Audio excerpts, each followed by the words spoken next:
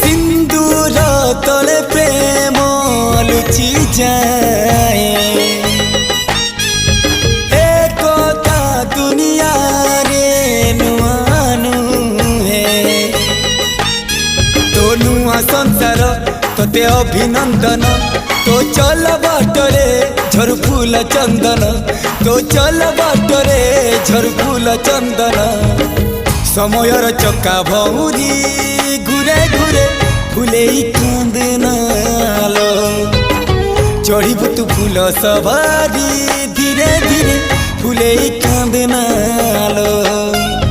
बाहाघर सुख परा विधाता देइछि तोते